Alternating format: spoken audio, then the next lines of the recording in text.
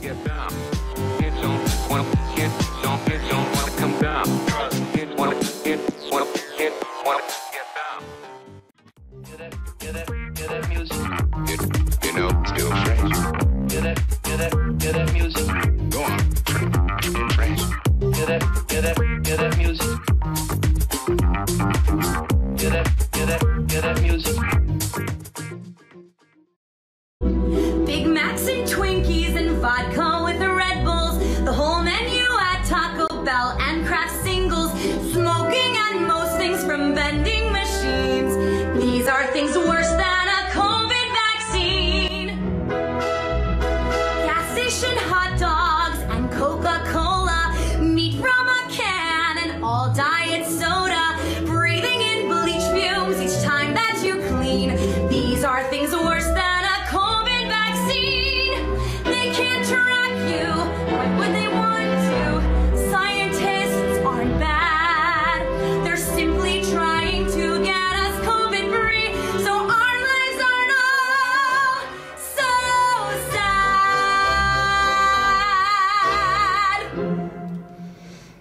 Oh, you Big dumb Macs and Twinkies motherfucker. Sorry. I was playing a COVID fucking song. I have welcome everybody. Oh yeah, I had found this thing. Oh shit, it's playing again. Damn it! Stop it! Welcome everybody. Welcome back to Second Order Chaos. My name is Rando, along with one of my very good friends by this point over the course of this entire fucked up year. Our favorite Doc Quaddy. How are you, sir? Hey, I'm doing all right, man. Hanging in there. Oh, good, man. You look good for somebody that's been beat the fuck up over the past 12 months. You know, when you wear those hazmat suits, they really keep your skin moisturized. You look gorgeous. Look at you. For everything that you've fucking been through, bro.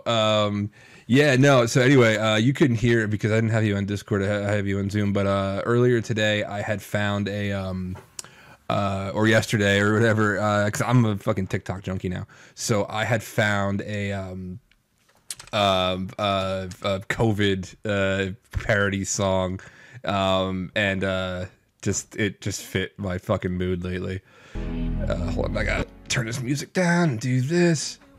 But yeah, it was somebody who sang a COVID song. You can find it on my Twitter. To the tune of My Favorite Things. And it's all the things that are worse than a vaccine, which is like literally vending machine bullshit. Oh my god! Check that out. I mean, dude, this pandemic's driving us all crazy. I feel myself like I find myself laughing this shit all the time. I never otherwise would. And then my wife and I were talking about how there needs to be some type of COVID awards. Yeah. We need to recognize the people like on TikTok, social media, whatever it is, the stuff that kept us going and laughing during this damn thing, because. I mean, there was a lot of gold on the internet for last year. I think helping people cope with this stuff. Yeah. So they need to get some Emmys or some shit for that. Yeah, like that one remix song that somebody had shown me of that preacher dude doing the winds of COVID. Have you seen that one? No. Oh, I gotta show you. The one that where one. the guy just laughs maniacally. That's the second one. That's the second one. There's a one before that. Where it's just that one preacher dude who obviously wears a ton of makeup, has $6,000 suits, and he's sitting there going, well, we like our private jets, and the Lord said we need private jets. Get the fuck out of here. But he was like out on the stage with his 4 other cronies that look like the fucking backup dancers for the dude from fucking Guardians of the Galaxy, who's a dude Ronan. And his cronies are behind him, like echoing everything he says. And he's like, COVID be gone, blow. And it's fucked up. It's like the whole thing's fucked up. But anyway, brother, fucking good to see you. For anybody just joining, do we got people in? Yeah, we got a few people. It's all right. I don't give a shit. As long as one person finds this shit useful, that's what I care about. So, Quaddy and I we first got to talk like right in the beginning of all of this. I think the first episode was, I'd wanted some kind of like prepper thing. So I wanted like some medical professionals and shit on. Cause like, I don't know. I was fucking freaked out. I was like, what am I gonna do? Like, is this gonna be like something like in the road where I'm gonna have to back up and hide from cannibals? Like, I don't fucking know. So we had that, and then we checked in a few months later, and we may have done one after that. But now we are, you know, I guess officially, since shit hit the fan, like 10 months. Like when did shit really hit the fan? Like for you, Frontline. By the way. So just in case anybody who's watching this later doesn't know, you are a ER doctor still, right? Yeah. Yeah. Still an ER doctor, dude. Back in the day, it used to be about like heart attacks and strokes and pulling stuff out of people's butts at 2 a.m. that they fell on accident, apparently. No, my Lord and Savior. No judgment. And now it's just been COVID. And it's really just been, not just COVID, but it's mostly COVID since March. Really got bad in June, July. And then I thought, you know, fingers crossed in my region or whatever, that things were going to kind of stay still rough, but not too bad. But now this last month has just been crazy. Blew out anything else that we had this last year. And to tell you the truth, it's almost unbelievable to work, because when you show up, you're like, it can't get worse than this. Like, and you also think back of like, it's never going to get this bad again in my entire career. I don't know what that's like, you know, for in other fields, but when you show up to work and you're like, what I thought would never happen happened, and it's been happening and getting worse every single day. We don't have beds. I'm doing codes in the hallway. And I keep intubating people, putting breathing tubes in, and you're just like, this is unsustainable. But you said that a month ago, and it's only getting worse. That's like pretty disheartening. I don't mean to put a downer on it, but it's been kind of wild lately. You don't mean to put a downer on the worst thing that we've seen in our generation. That's fine. I was just going to say, when we first did the original stream, I remember us talking about how we felt like things were going to be back to normal in like 6 months. Remember that? Back? We were like, oh yeah, this is going to be like 6 months. We'll probably have DEF CON. We'll have all these things. Well, like fast forward like almost a year later, it's even worse than it's ever been. Yeah, dude, like I remember scoffing. Let's just do a little retrospective real quick. I remember scoffing at things like so my son does karate. Yeah, so by the way, we have Zach in the chat. We have Erica, and Erica's just like, I can't imagine being a doctor. And she's actually in the medical field. She is you're a chemist, I think, right, Erica, or a pharmacist? Or last time I busted her down like 7 ranks in her job, and I felt really bad about it. But Erica's like you, Claudia. She's a hacker. She does amazing fucking offensive shit. She kills hack the boxes. Like, she's one of us. But she's also like a whole fucking lot smarter than most of us. Pharmacist. Oh, not anymore. She's not a pharmacist anymore. God damn. Well, we'll touch back on that. She switched careers. But yeah, dude, I remember like my kid did karate, and they wanted to like take his temperature before he came in, and I was indignant. I was like, that's bullshit. Like even I had that, but like I was like, that's invasive. That's invasive. And then I remember when it actually hit me, it was right before I was getting ready to leave or planning my trip to Way West Hackin' Fest, and I was in the ShopRite in the store. And I was like, okay, I guess while I'm here, I should probably get some hand sanitizer. It looks like there's a thing. And it was wiped fucking clean. The entire shelf. Wiped fucking clean. And I was like, oh no. Oh, no. And I remember it was early in the morning. It was like on a Tuesday. And I got back in my truck and I had posted a tweet. I was like, listen. And I still felt alarmist back then. I was like, listen, I might get some shit for this. I don't give a fuck, whatever. But I think it's best. You know, I'd really hate to not go, but I'm not going to go. And then literally the next day, John canceled it. And then shit just went off from there. I remember thinking my son being home for 2 weeks from school was like world ending. Like, what are we going to do? That's going to suck and blah, blah, blah, blah, blah. And now he had to come home for a week because they had a COVID scare at his school. And I'm like, oh, fuck it. Fucking fucking whatever, man. Like, do whatever you want to do. Like, we don't care. Like, it's amazing the shit that you get used to in this. So, yeah, no, I remember those days.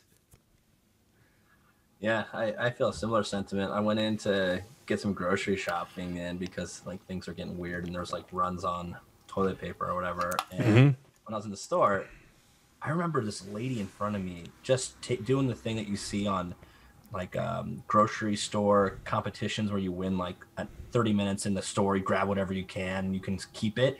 I remember literally taking her hand and sticking it in the soup cans and just and then moving and putting all of these soup cans into her cart. Right. I was like right in front of me. I was like, oh my God.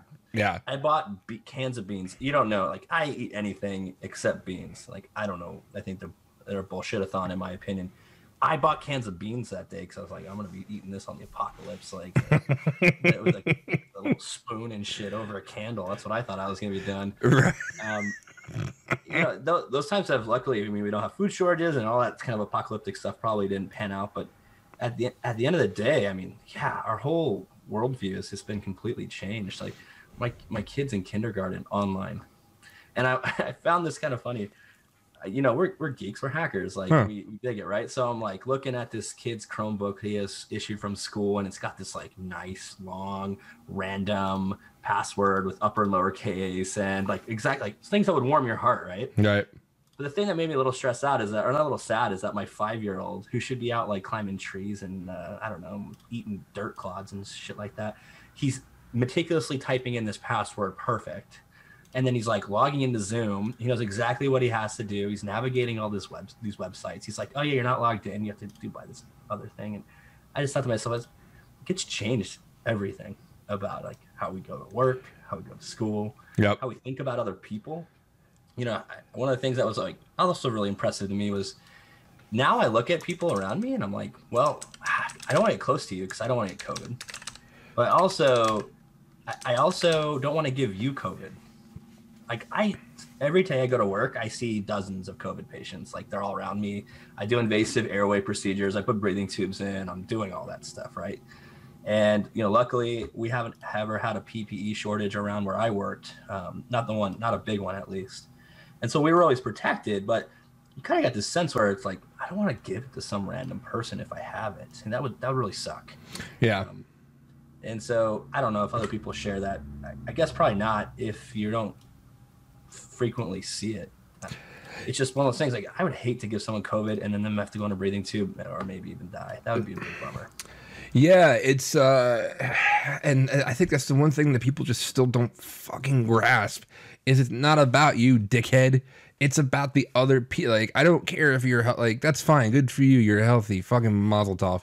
But like, but my freedoms, like, so there's a lot of hyperbole, there's a lot of shit going around of like the whole vaccine thing. So real quick, for anybody who really hadn't seen it, like, and the 7 people in the chat right now,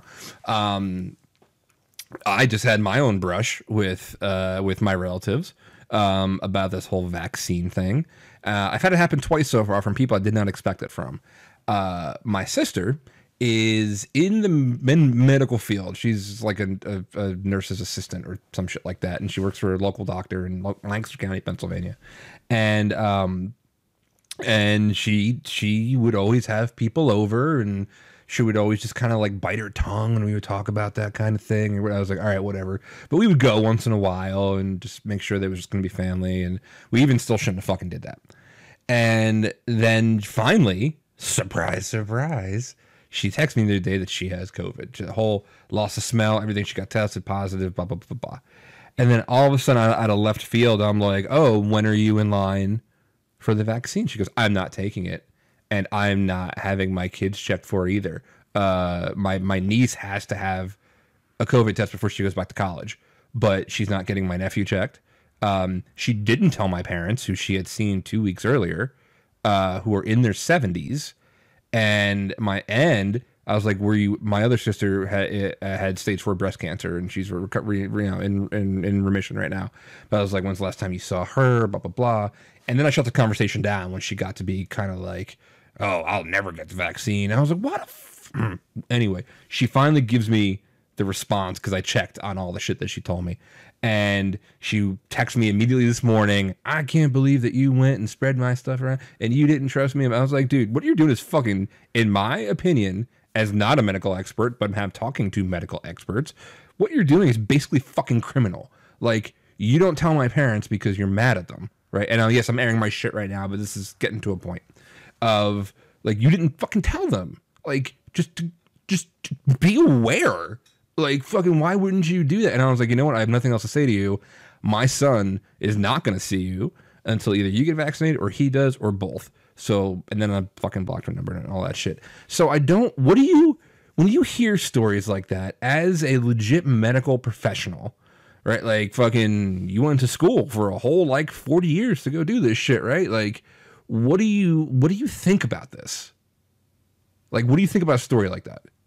Yeah, I think it's first of all, I'm sorry, man. That sounds like a really shitty situation to be in. You know, this virus has teared not only like lives apart by people getting it, but it's also teared people apart and families apart, because what should just be public health, what should just be common sense and your patriotic duty to the rest of your Americans, is now this like politicized thing, or it's an issue about freedoms, or it's this issue of distrust with whatever it might be. And I'm sorry for that. That really sucks.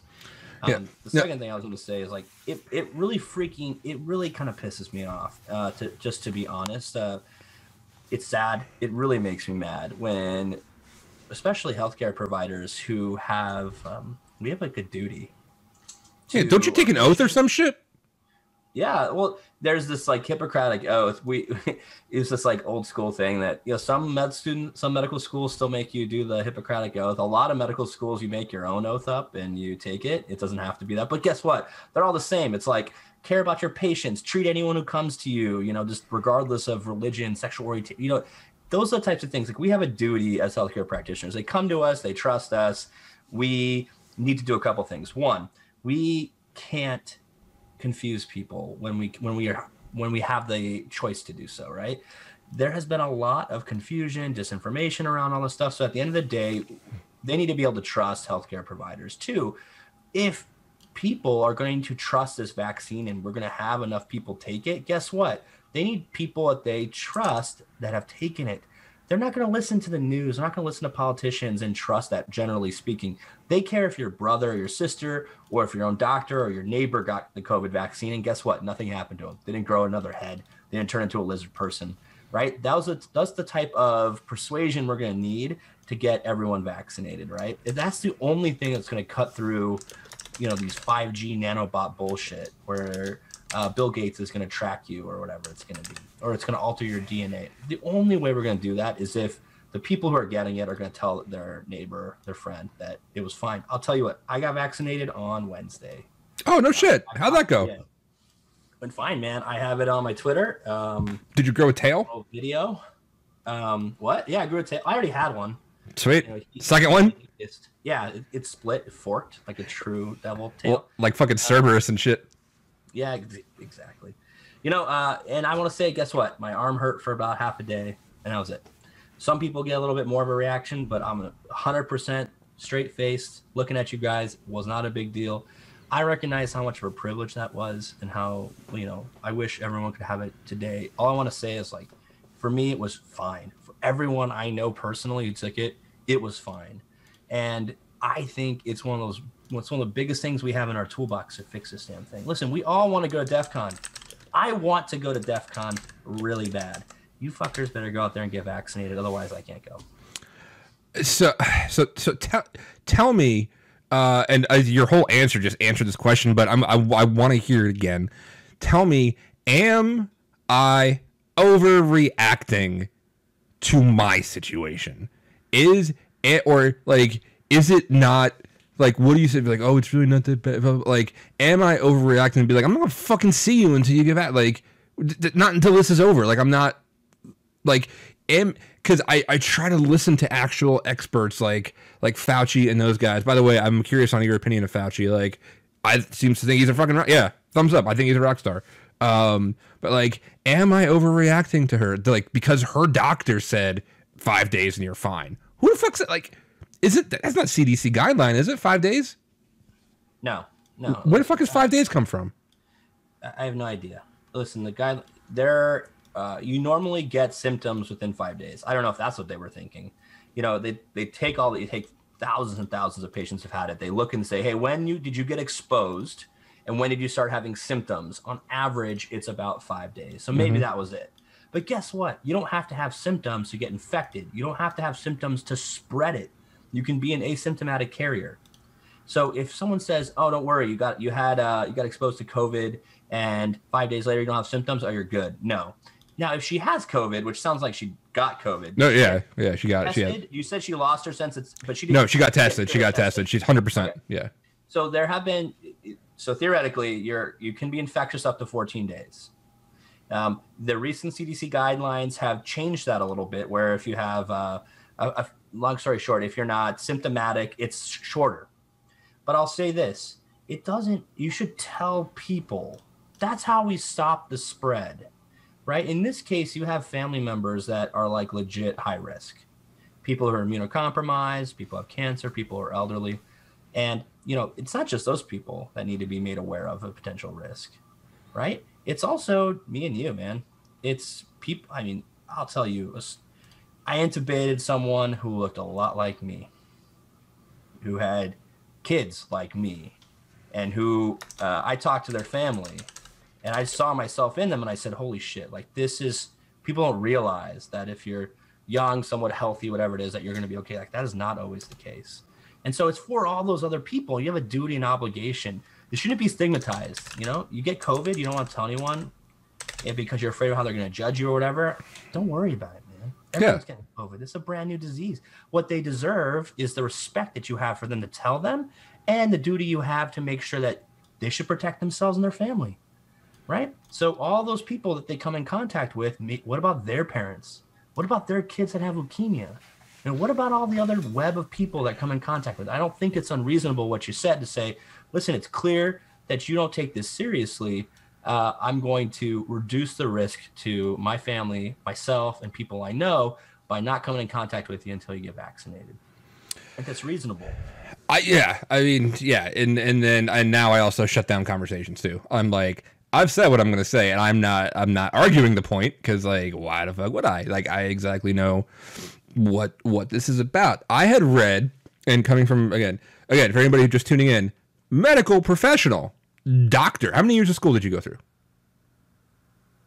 I did 4 years undergrad, I did a master's, and I did 4 years of med school, 3 years of residency, and 2 years of fellowship. Holy shit. That's a lot of goddamn school. Like, he went to school longer than I've been in my fucking career. Okay, so like, let's just again level set midway through the show. I had been reading more and more stories lately as things come out, and about people who, and I'm curious if you've run into this, if this is just like, I know it's not made up, but I know like certain sensational shit gets more clicks, and that's fine. So that bubbles up quicker, about stories of people literally on ventilators or just about to fucking kick it or whatever, still denying that it's serious. Like, have you seen that personally, or have you just heard that secondhand like I have? I've heard it secondhand, to tell you the truth. I have not seen anyone deny it. Yeah, for sure. Okay. But I'll tell you what, I wouldn't have an opportunity, honestly. I also want to level set for a little bit. When I see patients that have COVID, they're bad. They're sick. By the time they're seeing me, right, in the ER, just because of how bad it is at particularly one of the hospitals I work at, these patients are on high flow oxygen, right? These are patients on not just little nasal cannulas, little things in their nose, whatever. We're talking full non-rebreather face masks. We're talking high flow nasal cannula where they put 60 liters of oxygen a minute through these things. They're huffing and puffing. They can barely talk through a sentence. And when they're seeing me, it's because they're that sick. We don't have time to talk, because every word that they say, the sentences that they speak, it reduces their oxygen level. I'll tell you one thing that's super weird about COVID, and this is well documented, and I see this all the time. I almost know for certain when a really sick COVID patient comes in, because they're sitting there in a chair and their oxygen saturation is 70%. I'm gonna tell you a story. When I started training in emergency medicine, if we saw a patient with an oxygen saturation of 70, that's like really care. That's an emergency. They need a breathing tube. 10 people show up to the room to try to help this person when their oxygen saturation 70, right? I'm seeing dozens and dozens of patients with 70 oxygen saturation, 60 oxygen saturation. And so what? I can't have a conversation with them, because if they fail a couple more of my interventions, they get a breathing tube. When you're a breathing tube, you get medicines that put you to sleep, You're not conscious, hopefully, through any of that. And so to answer your question, with people who deny it, that's too far gone from me. I'm at this point where when they see me, they kind of know something's up. And I would hope so. But I also want to say no judgment. Like, this COVID stuff is insane. And Imperial County is, there's a city in Imperial County called El Centro. It's the #1 highest per rate increase of COVID. I happen to work at one of those hospitals. People said, hey, why is this place blowing up? Are they just doing a bunch of shit? Are they having a big party? And why aren't they paying attention to these guidelines? Like, why is it so bad there? And I looked at them and I said, it's complicated. A variety of it, a huge majority of it is poverty. This is the bottom line, right? If you're rich, you can go to work on Zoom. You can stay home, right? You can do those things. If you're poor, you're an essential worker. You got to go in and work. If you're poor, you got more people who live under your house, right? So if one of them gets COVID, they all get COVID. There's so many different reasons for why it's really, really bad there. And it's just been so no judgment. You come to me, you're super sick with COVID. There's no one out there judging you. There's no healthcare provider that's going to say, what were you doing? What were you thinking? We're trying to survive our shift and help as many people as we possibly can. We don't care how you got COVID. We just hope that you get better and that you don't spread it. That's the biggest thing. Sorry, I was just going over. That was a very serious thing you just said, but I looked over in the chat and there was somebody called Typical Seminole. He said, hey, I heard that COVID vaccine will help the 5G roll out, turning everybody into a repeater. Yeah, no, I put that on my Twitter. I'm a walking 5G hotspot now. Dude. My downloads are lit. Fuck it, yeah. Gig pipe, bro. Hey, baby, you like my gig pipe? Yeah, like, so let's talk about how is it now versus what you envisioned? And I say I did this on my face because I'm thinking of my question and I'm also just tired of fucking people.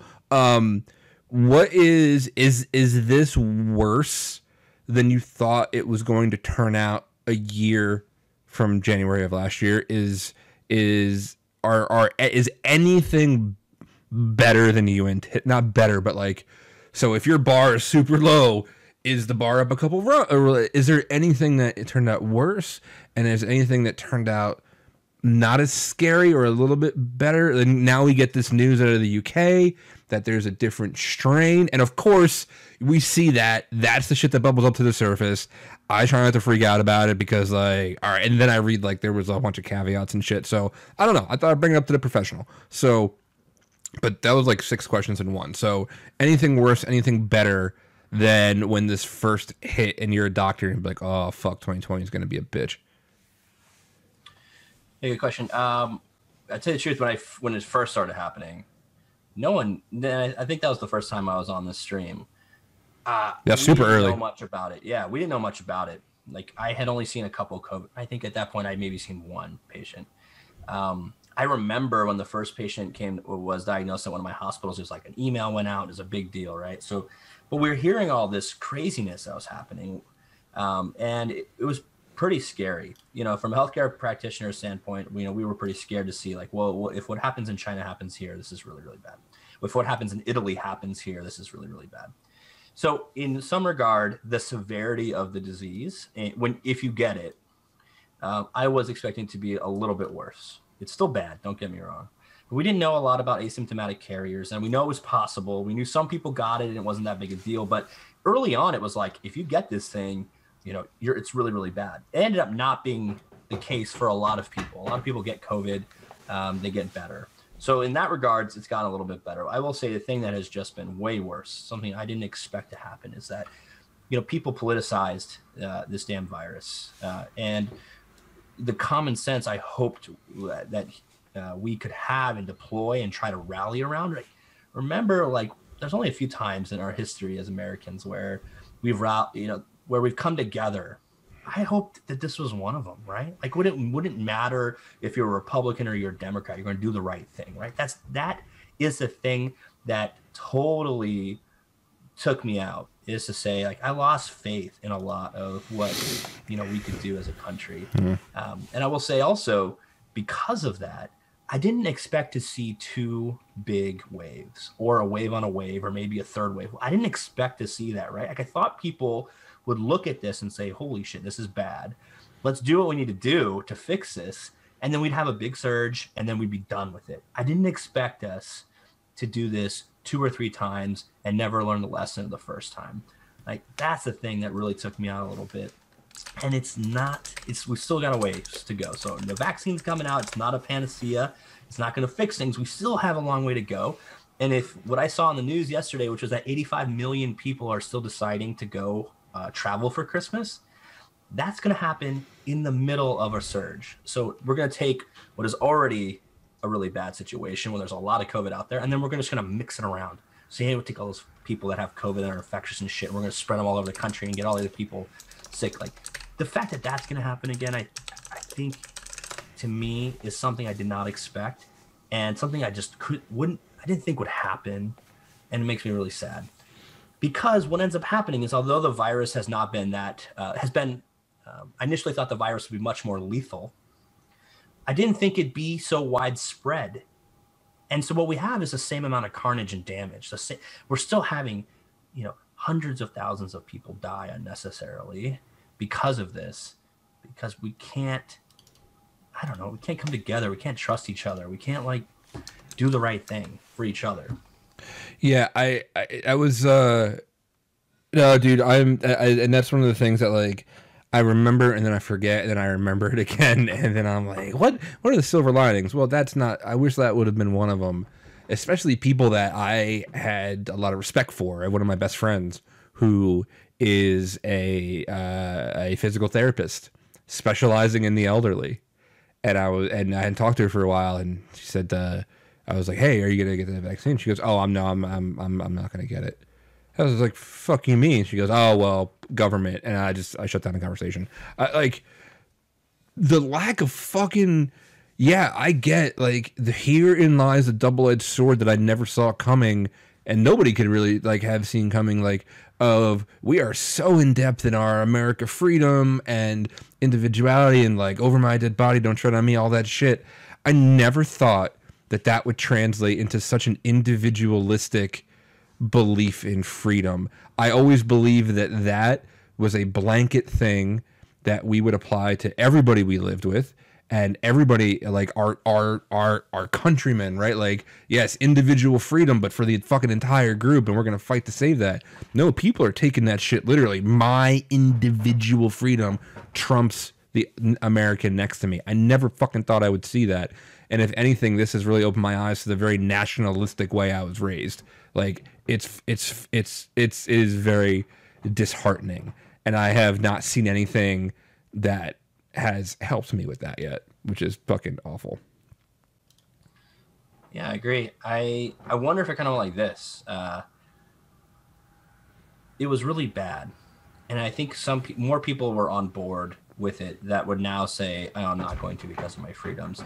And they've used, it's been almost like a justification for their initial rejection of how bad it was, right? So, Trump didn't want to look bad that this happened. The conservatives didn't want to look like they had botched this thing, right? So you have to find a way to preserve your own ego. You have to be able to say, as a conservative, I like Trump, and Trump doesn't like masks, and he screwed up the response that bad. But I'm going to ignore all that stuff because I'm going to have those cognitive dissonance, and I'm going to say, you know what? You know why this happened? Because of personal freedom. And, freedom is really important.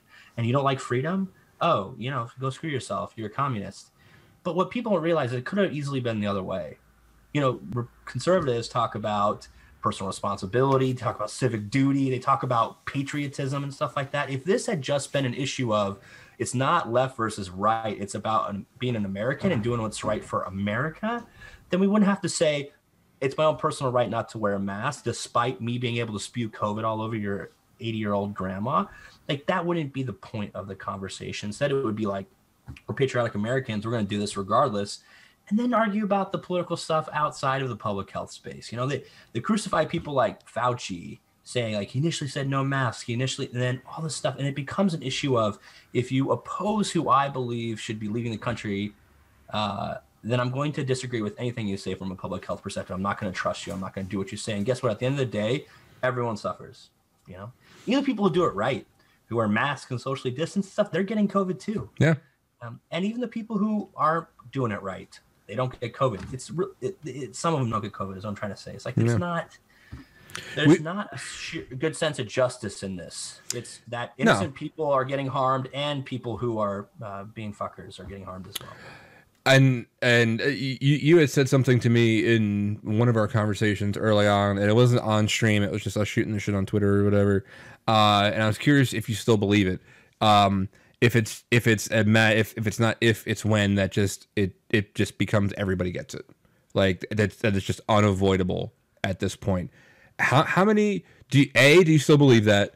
2, and again, allegedly, if he denies it, I'll say, oh no, okay, he never said it. I don't mean to be talking out of school here, but we were just have been talking, and is that something that you still believe, and B, is that necessarily something to like really be afraid of? Like follow up to that, I was looking at numbers, right? Because the one thing that people always come back to you with is like, oh, it's no more deadly than the flu. I was like, all right, let me go Google this shit. On a high of just a simple Google search and a couple different sources, a high death rate worldwide of the flu is like, and correct me if my stats are wrong here, 60,000. Which is the high number, I could be wrong on that, per flu year. And like sometimes it's as low as 10, 20, whatever. And we are in the United States alone, 300,000 deaths. Am I generally right here? Yeah, no. So you are right. One, if I said that I think that everyone's going to get it, and that would be suggesting that we should just give up. No. Retract that. No. You definitely didn't say it like that. We were having a conversation about like being scared about it and like trying to dodge it like fucking Neo and shit. And you're just like, bro, like people are gonna fucking get it. Like, yeah. So initially, when I talked about this, we talked about this thing called R naught. You hear about it, R value, R naught, whatever it is. It basically is a value of if someone gets COVID, how many people on average do they give it to, right? With measles, it's 18. So on average, a case of measles gives it to like 18 other people, and that's not an exact value of the R, but that's a good way to kind of understand it, right? Measles is really infectious. You get near someone with measles, you have a damn good chance of getting it. When that data first came out of China, we thought the R value was 7, which is pretty damn bad. Don't get me wrong, that's not measles infectious, but that's pretty damn bad, and a completely susceptible population, and none of us had antibodies to this stuff. An R value of 7 in the absence of significant public health measures, lockdowns, masks, etc. In the absence of that, that's going to rip through a population. It's not going to get everybody. We're not going to get anywhere near herd immunity with that, but like people are going to get it, and it's going to be bad, a large percentage of it. Back to to the issue of the flu. This is clear. This is not the reason people want to twist this is because they want to make you think it's not a big deal. I'll tell you, I am in the trenches working in the emergency department. There's no flu season like this. I've never intubated a patient that had flu, which is put a breathing tube in them. I have intubated dozens of COVID patients. Like, this is not the flu. Don't let anyone tell you that. That is fucking stupid. We have the data to show that this is not the flu. It's far more lethal than the flu. And guess what? If someone comes out and says, we can't stop this, open up the schools, people are going to die, let's just get to herd immunity, like that person should not be in charge of anything. You should not listen to that person. You should go and do your own research and understand that that is a stupid idea. Let's say it's on the low end of lethality, which is like a 1.8% death rate, right? We're talking about millions of Americans dying, not 300,000. We're talking about millions of Americans dying. If you want to go through this herd immunity mentality and just let it go wild, and who cares?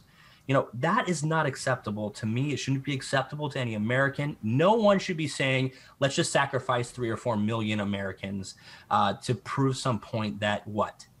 Like, don't wear a mask.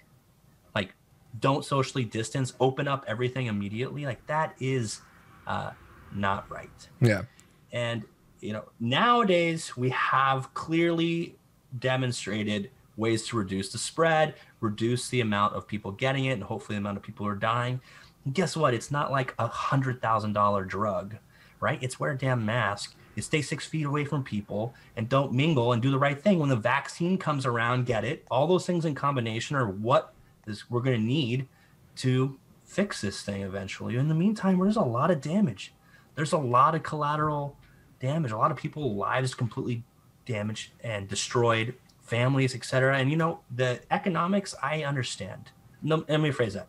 I hear people who are suffering, right? But the way to fix that is not to sacrifice humans on the altar of personal freedoms. Instead, it's let's look to the fucking government and other leaders who can fix the economic aspects of this through things like, I don't know, all the taxes they charge us and shit. Keep people afloat financially, because this pandemic is not their fault.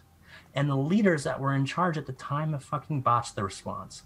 So at the end of the day, if your shop closes, you lose your job, whatever it's going to be at the end of the day because of this, guess what? It wasn't your fault. All right? It wasn't your fault. This is a damn pandemic. It was awful. And the people who are supposed to fix this stuff for us did a shitty job. I'm sorry. Yeah. And to underscore that again, I am no fan of the administration, but I have intentionally kept this conversation very apolitical, right? And I'm going to continue that for the duration of our conversation. This is not a bash on Republicans, not a bash on Democrat. It is an they unequivocally fucked it up, right? And it's not the entire administration, I guarantee you, is not all Republicans. Like, not every single person what people don't realize is how many assistants and special assistants and advisors and this, that, and the other thing, that statistically, they're not all fucking Republicans, right? So this is not that. It is, but the administration en masse has fucked this up by any stretch, right? So there's that. And I quickly lost my train of thought, but that's okay. I'm going to defer because there's some great questions for you. But again, just another caveat: we're not dunking on fucking Trump. We're not dunking on fucking the right. It is they fucked it up for all of us. Like, and I feel it as much for my friends who share my political beliefs as I do at some farmer in the middle of Kansas who all of a sudden finds themselves fucking out of work, sick, disenfranchised, and now they don't know who the fuck to believe. So I empathize with all of that. Now to the quote, we have actually really great questions, and I'm going to get to all of them in a particular order, from Erica, from Seminole, from Zach. But let's start with Zach. He says, with taking the vaccine, are there any steps that we need to take around family / others that we need to be cautious or aware of, or are we able to kind of go about normal life after receiving it? So you get that shot. Are you still out in public wearing a mask? Absolutely. So great question. So there are 2 approved vaccines right now. One's the Pfizer, one's the Moderna. They're both pretty much the exact same effectiveness, which is 95%. What does that mean? It means that they took 2 groups. They said they randomized 2 groups. One was a shit ton of people who got basically salt water in the vaccine. And the other half, or 60%, depending on the trial, got the COVID vaccine, the experimental COVID vaccine. In the group of people who got the COVID vaccine, which is tens of thousands of people, right? Basically, only 5% of those people got COVID compared to the others. So it was like 6 in the COVID vaccination group and like 90 something in the placebo group. Yeah, saltwater. So out of thousands of people, less than 100 got COVID in this study. 90 something got it in the control group, which means no vaccine, and like 6 got it. What does that mean for you? So it means it's pretty effective. It's a 2-dose vaccine. Both of these are really badass mRNA vaccines. We can talk about that if you want. Yep. Other vaccines. Okay, mRNA vaccines are pretty rad. I think kind of like security speak, it's almost like, remember back in the day, there was like some big IoT vulnerability. I forget what, I think it was in the router. Forgive me, I don't know.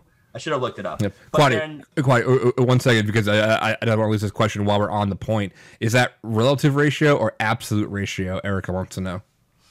That's relative risk is the difference between 2 different interventions. And so it's not relative risk. It's a efficacy. It's not either. So when you do absolute risk, you're talking about like, if you do one thing, you have a 10% chance of dying. If you do the other thing, you have a 5% chance of dying, right? The absolute risk reduction is the difference between the two, 5%, right?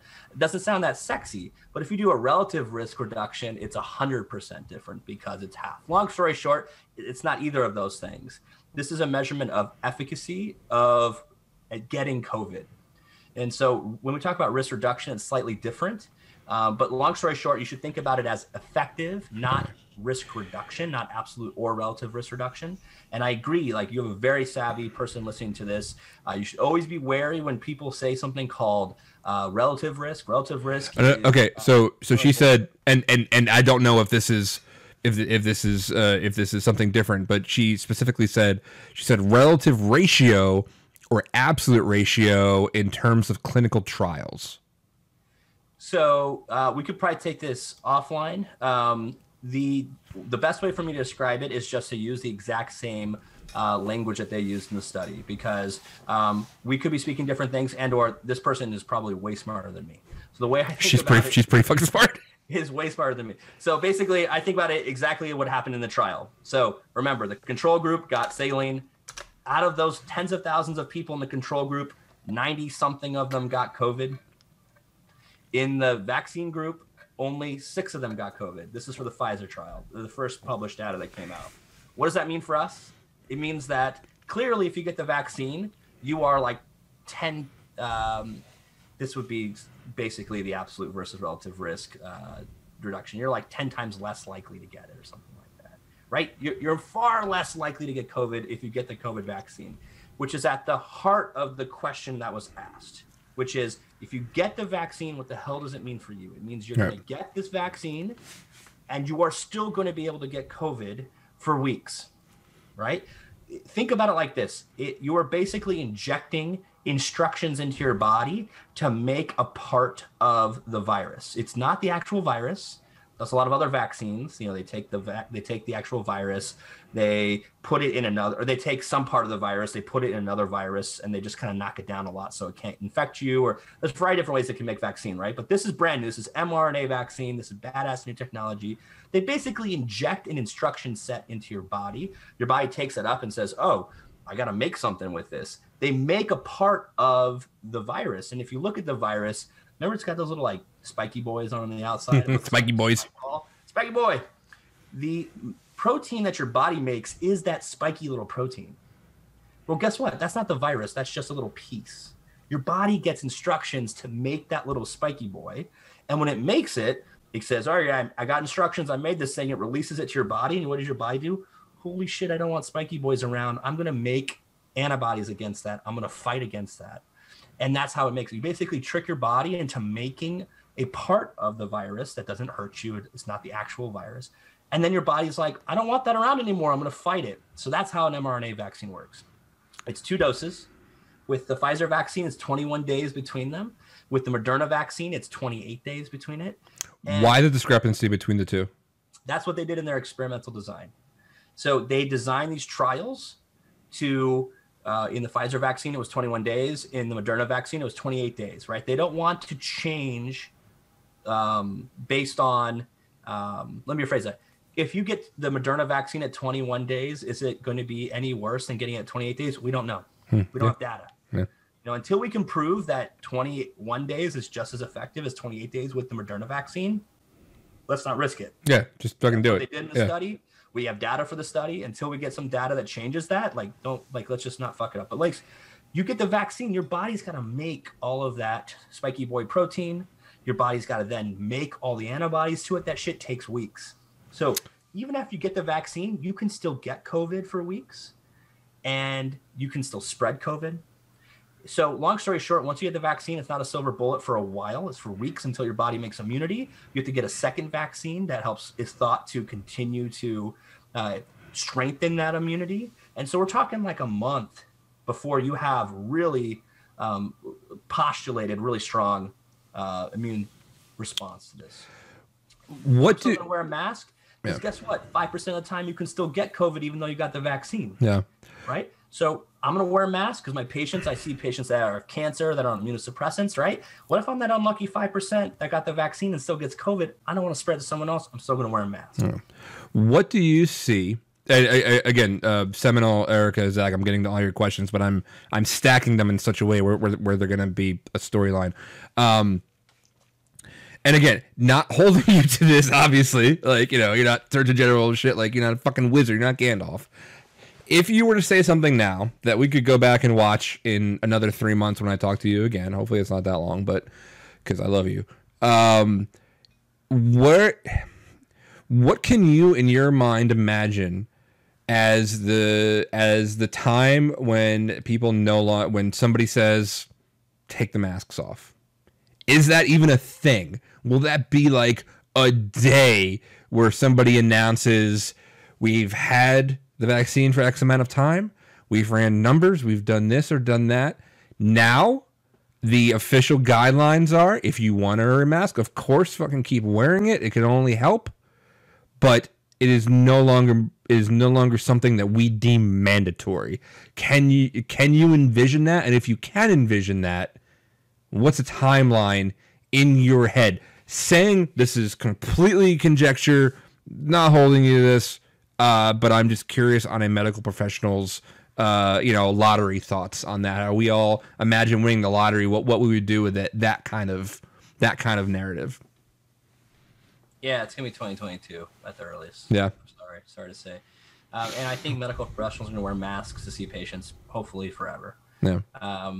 And I think in some certain hotspots, the mask mandate, mask recommendations are going to outlive. I think it's not going to be this blanket thing where it's like, okay, everybody, you get like some mass text from the president that's like, everyone take off your masks. We've mission accomplished. Like, like there's big banner taking it off. Yeah, that's not going to happen, right? Like, there's going to be some places that are still really shitty, and there's going to have a higher percentage, and there's going to be places where it's like, yeah, like we haven't seen a COVID case in 2 months. You could probably take your mask off. Here's what I think should happen. Like, people want a finish line. I understand that. Yeah, we all want a finish line, dude. I want a finish line. I want to be like, hey, tell me when I can go back to being normal, and then I can cope with how much it's going to suck until then. It's like once you have a date, it makes sense. The human psyche wants that, right? This uncertainty really makes us upset. It makes us squirm. It makes us have dread. It makes us all these things. I get that.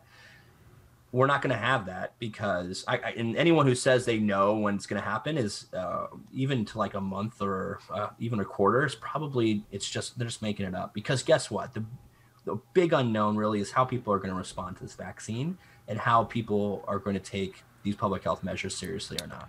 Right? Like there's rumors, there's not rumors. There's talk about, even from the highest levels like Fauci, like, listen, April, we're going to have mass availability of this vaccine. April, May. Like that would be amazing, right? But guess what? There's 40% of Americans plus in the latest polls that have said they're not going to take the damn vaccine, right? We cannot reach herd immunity, anywhere close to herd immunity, without a huge bunch of those people changing their mind.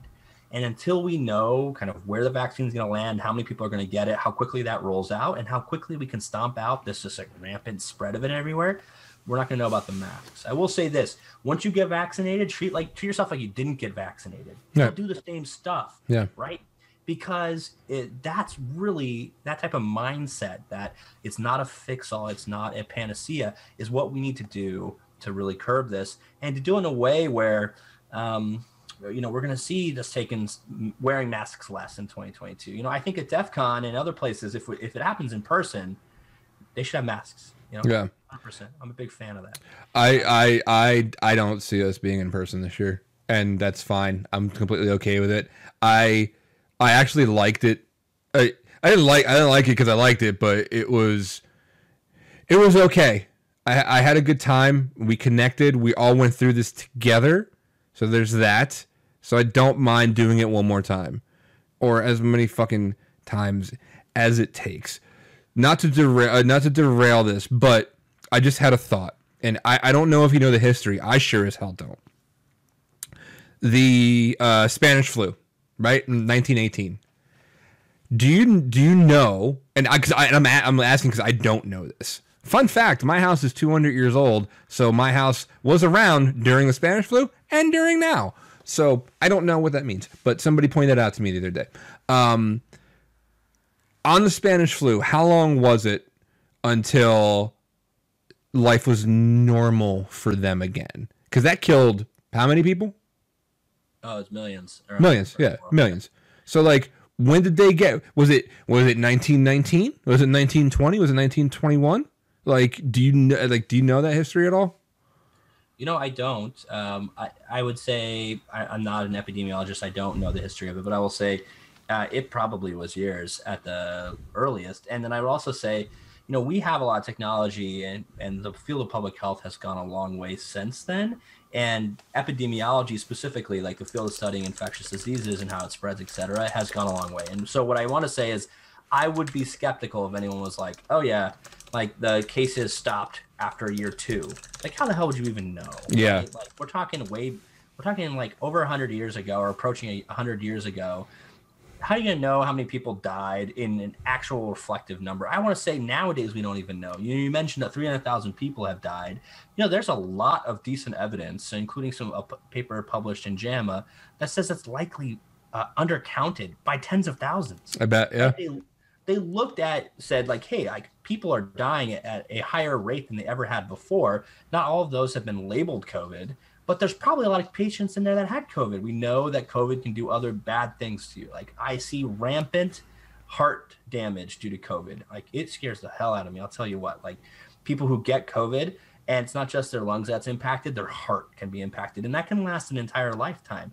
You can get blood clots. We know that COVID can cause an increased incidence in blood clots.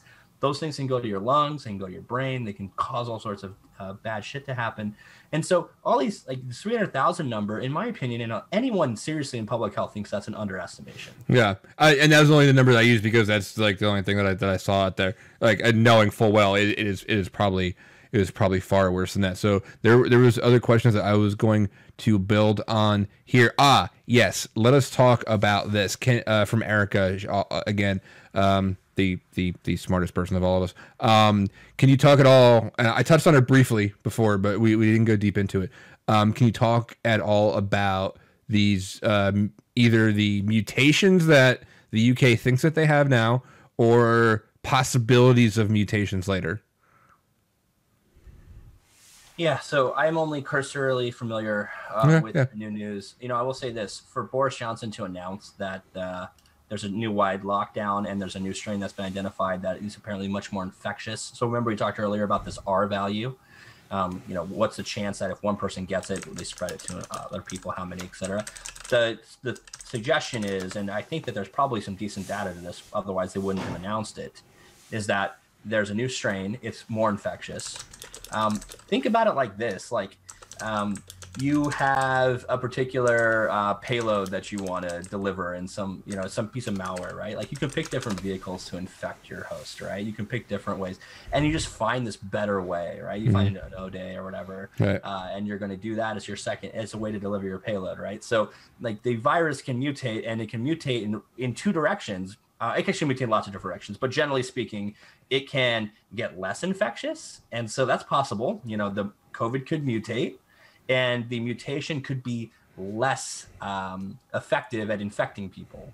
This was something that was talked about early on in the year. People were like, oh, the summer's going to come. The shit's going to disappear in the summer. There's some evidence suggesting that, you know, it's going to mutate, become less infectious. Clearly, that didn't pan out. And then it can get more infectious, and that's really scary. What I have seen from news reports from this is that it's not more lethal. Now, what does that mean? It means if you get exposed to it, you have a higher chance of catching it. But this particular mutation doesn't give you as an individual a higher risk of dying. What does that mean for us in public health? Well, guess what? If it's more infectious, it's going to infect more people. The more people that get it, the more dices you're rolling to see who gets really, really sick or not. So more people will die if this is indeed the case.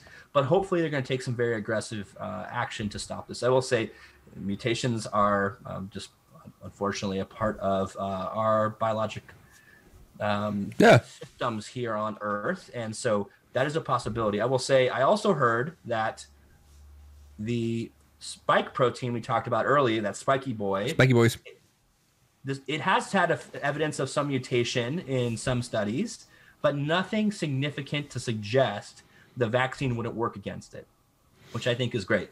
What would be really shitty is if the spike protein mutated and the vaccine that we've developed so far is ineffective at that. There's no evidence of that yet.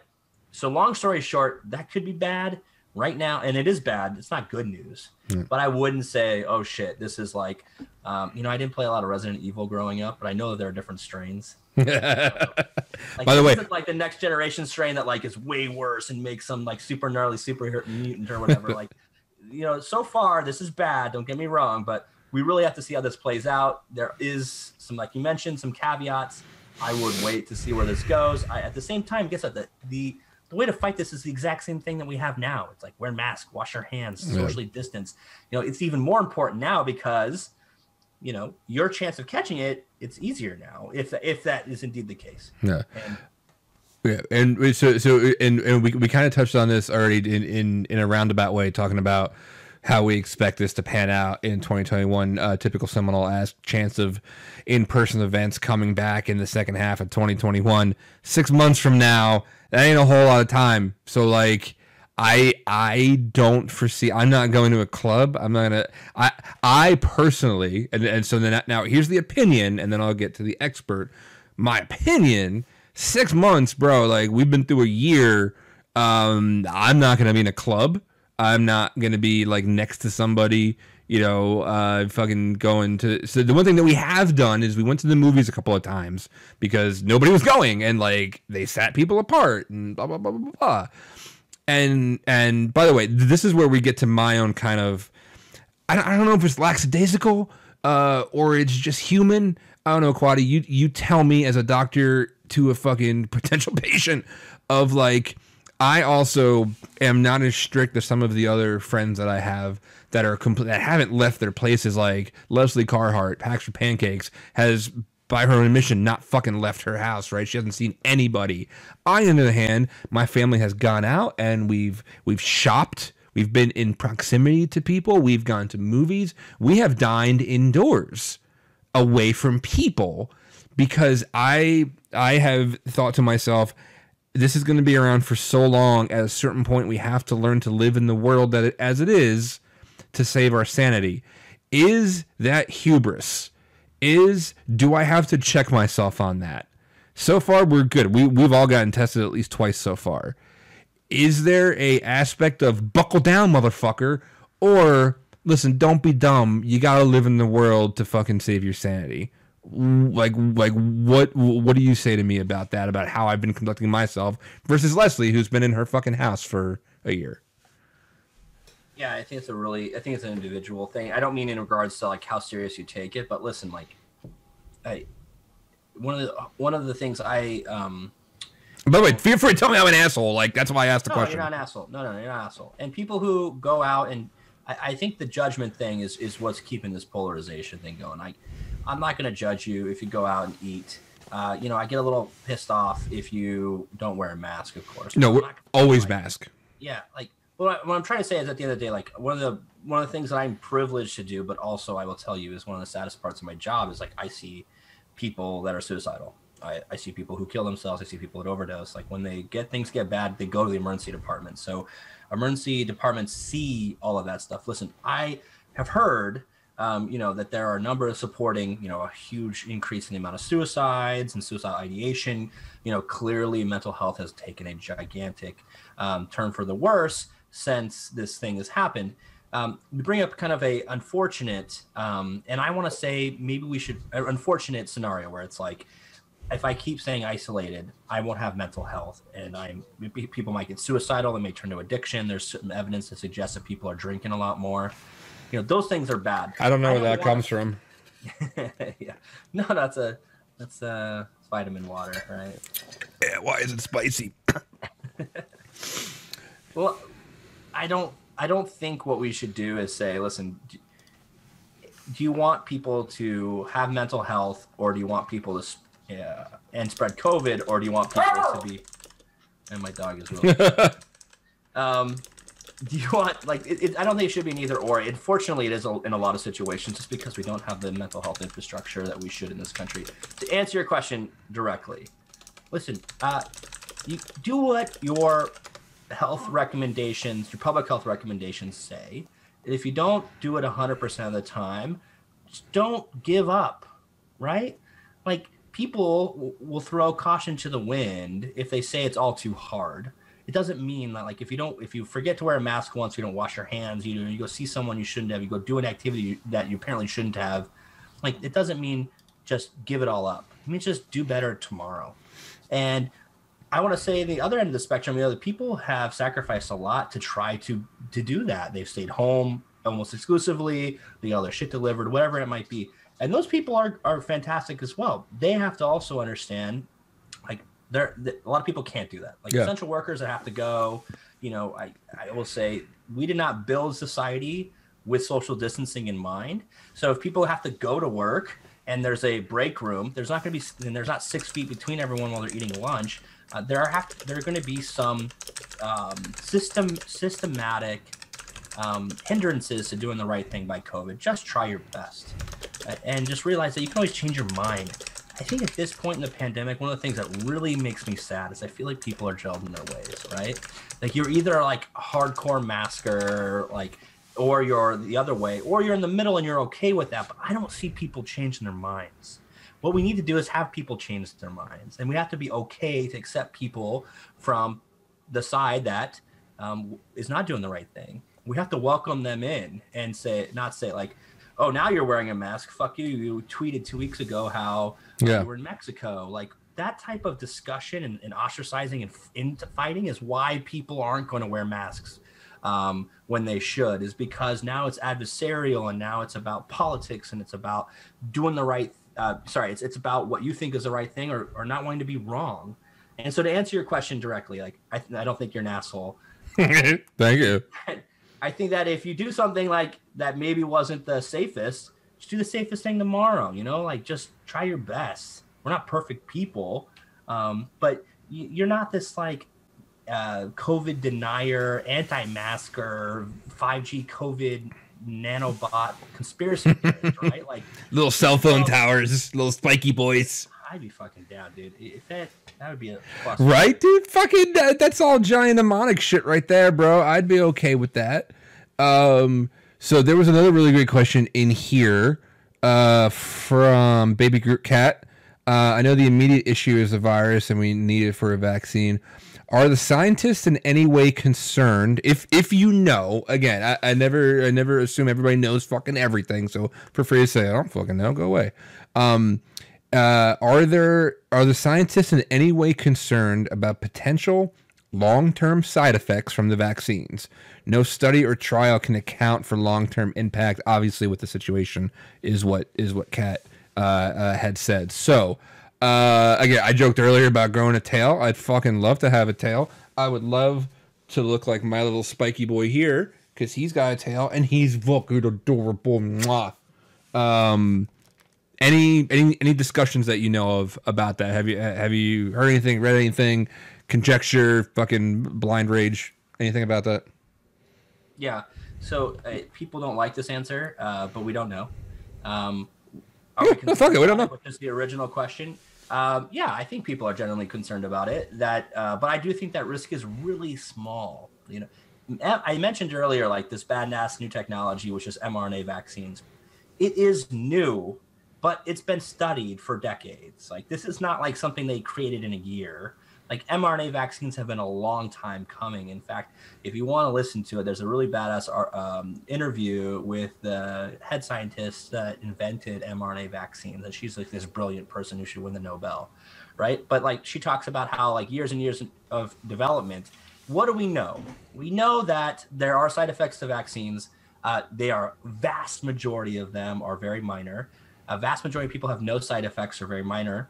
And that the side effects that people, like the really bad, serious side effects that people have from vaccines tend to fall into two categories. Ones that are like so exceedingly rare and just really unfortunate, things that we can't protect against. Things like Guillain-Barré disease is a bad thing you can get with some vaccines, right? But we're talking like ones in millions of people who get vaccines, right? The second category of side effects from vaccines have to do with the type of vaccine that they use, right? So they use a vaccine that is the virus that's just like beat the shit and it's just gets in your system and it doesn't have the strength to replicate and your body takes it and then makes defenses against it. There are some side effects where like people who don't have an immune system, even an attenuated virus can sometimes cause issues. Like those are rare. With mRNA vaccines, there is postulated the potential to even have less risks than some of the vaccines that we've been using for decades that are very safe. Right. If there are so I'll tell you, since I got the vaccine, I got the vaccine and right in front of my face was a QR code to sign up for the CDC's vaccine surveillance program. Oh, shit. And they text me every fucking day. Some cyberpunk shit right there. Yeah. We used to rail against fucking surveillance, and now we're like, you are that bitch. Well, it would be funny if it was gutsy, but it isn't. What it is it's voluntary. You don't have to do it. But basically, they text me every day and say, like, how are you feeling? And they ask me my symptoms every single day. That's cool. And they're collecting all this information. We do have thousands of patients who got the vaccine already that they are continuing to do surveillance on. In fact, the original study for the vaccine lasts 2 years. So they're checking on these people very frequently. They're checking for their symptoms. They're checking to see if anything bad happens to them. They're looking at people, but they are, 6 months ahead of us. And so the long-term complications and potential side effects, we just don't know. If anything, we have about 6 months in advance. I will say this. If there are long-term bad outcomes on this, they're likely to be very small. We don't have any reason to believe that they're going to be widespread. And I don't think we're all turning into lizard people or, Damn it. I think if anything, Bill Gates is going to sell a lot of Microsoft products. Jesus fucking Christ.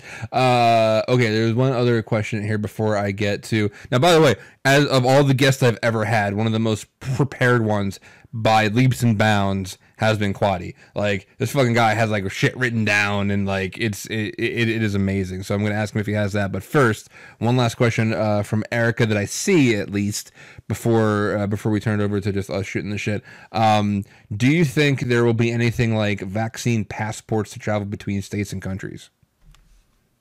Oh, that's a great question. Actually, I didn't testify. I signed a letter for the EFF against the California House bill that wanted to put the vaccination status into a blockchain. I know. What the fuck does it even mean? So like so this is a very interesting, you know what? I want to get it for you. Hold on a second. Yeah, go ahead. Okay. All right, people. Can you guys, you guys can't see this because I'm really shitty. I tried to be cool and make a Back Orpheus 2000 background.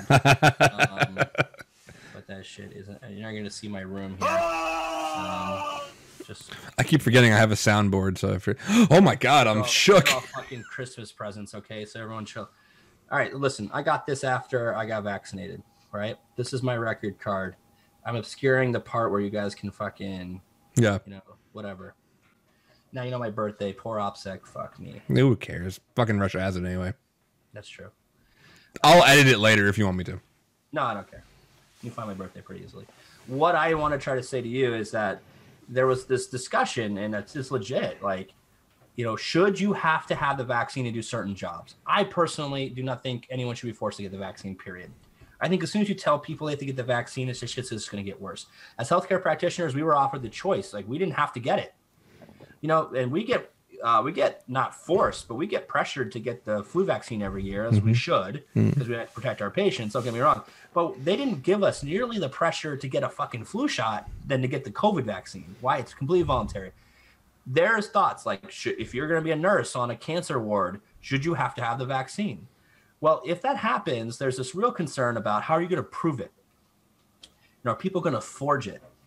are you to go somewhere? You need to be able to prove that. And as soon as you have to prove it, there's going to be this underbelly black market for basically forged COVID vaccine documentation, right? Like if you want to go somewhere you can't get the vaccine, you're just going to forge something that says, I showed you my card.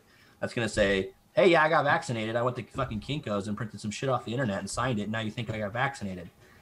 The thought was behind this bill is they wanted to take your vaccination status, tie it to your name, and write it into a blockchain that could be verifiable. And like you can't fucking alter it. And also all the other blockchain bullshit that you hear all the time. I'm of the opinion, you know, the other things about this, like, should we tie it to your passport? Should there be some national registry around this that you can go look up someone's COVID vaccination status, whatever it's going to be? Listen, I hope we don't go in that direction. Like, I hope that that we as a country can realize that you shouldn't be forcing someone to do this. They're going to resist it if that's the case. We're never going to get to the vaccination numbers that we have to if you force it upon them. But that it's like the patriotic thing to do, just like wearing a mask, right? Like, and then I hope in certain situations that people who choose not to get the vaccine will electively decide not to work with high-risk populations, right? Like fucking nursing homes, right? Like back in the day, not back in the day, it's happening now. We had some of the biggest amount of people dying from COVID were in nursing homes. Right here in Lehigh Valley, like what the biggest stories in Lehigh Valley Live were one specific nursing home that was just getting fucking obliterated. They still are. If you work at a nursing home and you don't want to get the fucking COVID vaccine, guess what? Go find a new job. Like, but don't fire the person, but just don't fucking do that. Right? Like, be a good person and realize that it's about other people. And if you're around high risk people, just don't do that. Yeah, which is again, really like super slippery slope, and then people can spin and do this and that, and like people, it's the same anti-vaxxer shit that you get from the other stuff. Like, yeah, it's I don't know. You know what? I was gonna say I don't know an easy answer because there fucking is none. Like, I'm not even a medical expert. Like, but right, Quaddy, there's no fucking easy answer to this. No easy answer. And you know what doesn't help is people posting a bunch of shit online about how the vaccine's causing people to faint. It's really pissing me off. I didn't even see that. Oh, yeah, there's some news article about like how a nurse fainted after she got the COVID vaccine. What the fuck? Like, I faint after the black and white ball at DEF CON every year. Like, what? I guess it means that black and white ball is bad. Like, you know, people are scared of needles. You know, yeah. People don't drink or they're dehydrated, or maybe they're like, taking a TikTok of themselves getting the vaccine, and then they get too nervous and they pass out. Like, people are attributing a lot of, they're looking for anything about the vaccine because it's still so mysterious, and they're like, person had hiccups after the vaccine that fucking gives you hiccups. Like, we need to stop that shit. There's clearly some really high risk side effects we need to watch out for, particularly allergic reactions, which there've not been that many. Yeah. You know? We need to look out for shit like that. We shouldn't be making news stories about how a nurse fainted after she got the COVID vaccine and how you're going to do so too after you get it. No, like it's just, we need to stop that nonsense. I faint every time Quaddy comes on the show. His face comes on. I'm just like fucking swoon. Man, all right, my heart. I have seen stuff about Fava says I've seen stuff about people with food allergies might not be able to get the vaccine. Have you seen anything about that? With people with food allergies? There were two that I know about, two people who had severe allergic reactions in the UK when they got the vaccine, and there's some rumors that someone in Alaska. Yeah, shit. That fucking place. Yeah. So long story short, your particular allergy is something that you should look at the documentation and the consent form for the vaccine. So unless you have you're allergic to everything and it's anaphylaxis, you're probably gonna be fine with the vaccine. They watch you. So I showed up to get my vaccine. They printed out my labels. I went and got my vaccine, and then they watch you for like 30 minutes afterwards. That's at least a practice at my hospital. There's probably going to be the same when you guys get the vaccine. And what does that mean? They're going to be looking for those severe allergic reactions that happen. And guess what? You want to have those in a hospital. You want to have those in a place that can treat those types of allergic reactions. And so that's what they're going to prepare for, those types of very rare things. I hope, at least, I believe they will. Yeah. But there's rumors that this is going to be delivered in places like Walgreens and CVS, and they've been giving vaccines for a while. they have emergency protocols in place, and these places are pharmacies that have epinephrine pens and are 911 call away if something bad happens when you get the vaccine. Again, I want to reiterate, a vast majority of the side effects that people are saying and talking about in the media around the vaccine that are serious are probably bullshit. There are rare side effects associated with vaccines. You should look at the actual consent to make sure that you're a candidate. At the end of the day, like, it's going to be fine. This is going to be, in my opinion, and from all the information I have now, again, I'm not a virologist, I'm not an immunologist. Like, I got the vaccine. I'm going to give it to my kids when kids are allowed to get it. My wife's going to get it when she can. And I have no hesitation telling my family members, my grandma, to get it too. So I know that doesn't mean much for you because you don't know my grandma, but if you did, you would know that's a big deal because I fucking love my grandma. I'm sure she's lovely. I've never heard her. She's a lovely lady. I took her to Sizzler once, and she said you were a gentleman. I mean, of course, I am very well versed in pitching woo. All right, I haven't seen any more questions. You guys have had awesome questions, by the way. Thank you, Kat and Erica and Seminole and Zach and everybody else. Quadi, being as prepared as you normally are. I actually haven't seen you looking down at a notebook right now, so I'm thinking maybe you might not have anything prepared. Is there any points or things that assume that this is, again, with all my shows, that they're saved and they're on YouTube and like one person comes across it and you can reach like one person? Did you have anything in particular that you wanted to impart about the topic at hand? Yeah, just that you have a tremendous amount of power as a human being with the platform that you have. Not just you, Rando, but this platform is great. Well, I'm powerful as fuck. But everyone does, right? They have little social circles. Absolutely. I said something earlier on in the show that I really wanted to stress. Like, people who are on the fence about getting the COVID vaccine are going to get the COVID vaccine or are going to support it if you have a conversation with them about it and say, I support it, I'm going to get it. And so we never really get appreciated for this, but it's important that you go out and do the right thing. Just like when the election was there, like, go tell people to vote, go do this. Go tell people, like, why you do this stuff and why you think that we should wear a mask, wash hands, socially distance, and get the vaccine. That's what we need. And I want to say, everyone in your little micro bubble, on your social media, whatever it's going to be, like, go out, do the right thing, and the world will thank you for it. Yeah, there's always going to be somebody out there who thinks you hung the moon, right? At least I hope so. I hope, even if it's just one person, right? Like, that there's one person that thinks you are the fucking best, and whatever you say that they're going to follow or at least take very serious consideration on, and think very carefully about how you say affects that person, because later on, maybe their stone that they throw with the words that they use causes a bigger ripple and a bigger ripple and a bigger, like, shit never stays in a bubble. Like, it's whoever is watching this right now. If you're watching this, I'm going to go really fucking close. Whoever is watching this now or later or any other time, you have more influence than you fucking realize. And it's because you can't possibly know just one person in the whole world, because two people had to fuck to have you. There's two right there. So exponentialize after that, if that's a word. So yeah, absolutely take that into consideration. And if this goes for everything, just think a little bit more about what you're about to say, how you're about to comport yourself, how you conduct yourself day to day, how you do it then, how you do it now, how you're going to do it in 2022 when hopefully we can all be together again. I mean, that's the overarching thing, is just be very, very careful and not cavalier, and not just retweet every fucking conspiracy thing that you see. You know, I always hope that when there's something serious to fucking get up in arms about, we'll do that too, right? But because there will be data around it. You know why all the lawsuits failed? Because there's no fucking data. Like, that's it. So, but when there is data, fucking file more lawsuits.